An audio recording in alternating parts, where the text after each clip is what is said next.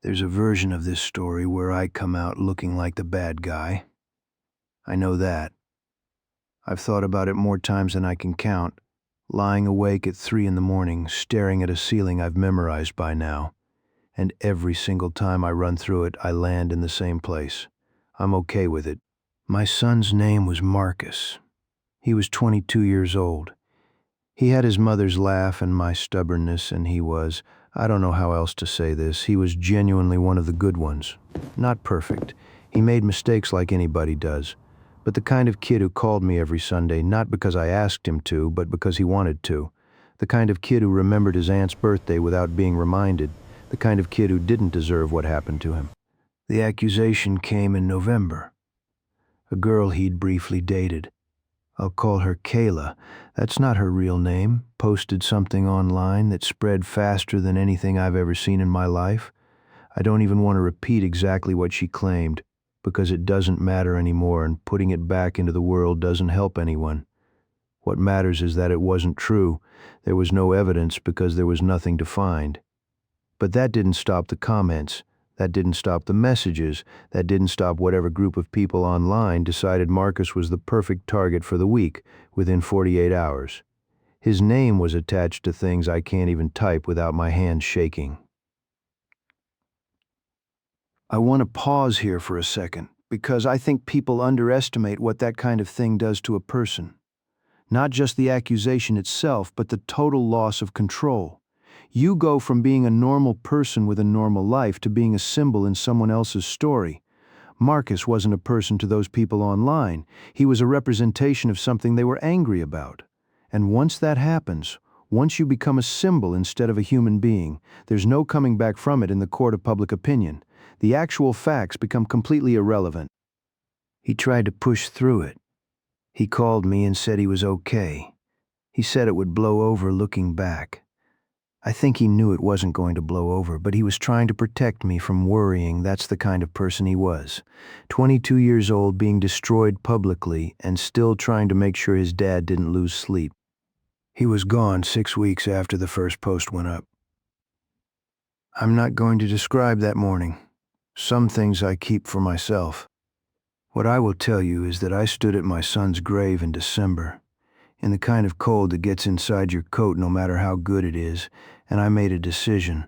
I didn't make it out of anger. People assume it was rage that drove what came next, and I understand why they'd think that, but it wasn't. It was something quieter and more permanent than rage. It was clarity. Here's what I knew by that point. Kayla's father, I'll call him the Congressman, because that's what he was, had been in office for 11 years. 11 years of handshakes and fundraisers and speeches about accountability. He was untouchable. Everybody in that city knew it. The kind of man who operated in the space between what's illegal and what's just wrong, and had been doing it so long he'd forgotten there was a difference.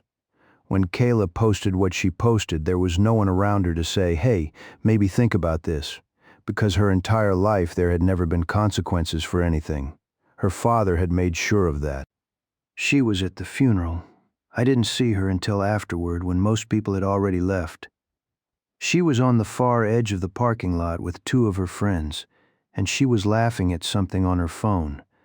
I don't know what she was laughing at. It probably had nothing to do with Marcus. But I stood there, and I watched her for a long moment, and I thought, she has no idea this is real. She genuinely does not understand that a real person is in the ground right now because of what she set in motion.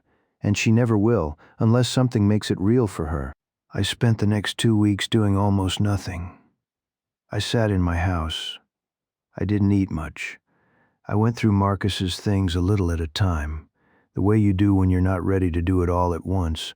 And somewhere in there, between going through his old jacket pockets and finding a grocery receipt from 3 months before he died, I started making calls. I spent 23 years as a police officer. You accumulate things in that time: favors, connections, information. I'm not going to pretend that everything I did in that career was spotless, because it wasn't, and that's not the story I'm telling. What I'm telling you is that I knew people, and some of the people I knew had been watching the Congressman for a long time. The thing about genuinely corrupt people is that they always think they've buried things well enough. They think that because they've gotten away with it for so long, they've outsmarted everyone. What they've actually done is left a longer trail. 11 years is a long time to leave a trail. I didn't fabricate a single thing. I want to be clear about that because I think it matters. Everything that came out was real. It was always real, it just hadn't been in the right hands yet. By spring, federal investigators were involved. I remember reading about it and feeling not satisfied exactly, more like something finally being level that had been tilted for too long. The congressman was taken into custody on a Tuesday. The asset seizures came later, and they were extensive because when you follow money long enough, you find out that 11 years of that kind of operation accumulates a lot of money. The family was not left with much. Kayla started posting online again around that time, asking people to understand their situation, explaining that they hadn't known about her father's activities, asking for support. She used words like unfair and innocent. Some people believed her. Most didn't, because the internet has a memory. And what she'd done to Marcus was still out there, and a lot of people had made the connection by then. I didn't do anything to make that connection. I didn't spread anything, or start any campaigns, or contact anyone directly. The connections people made, they made on their own.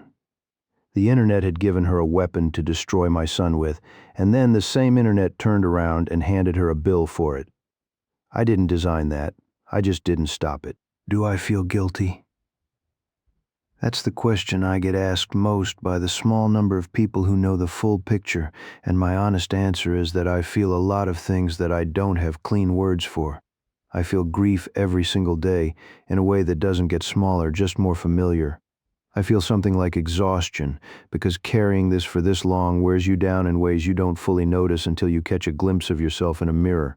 And sometimes late at night, when I let myself actually sit with what happened, I feel something that might be peace, or might just be the absence of rage. I'm still not sure which one it is.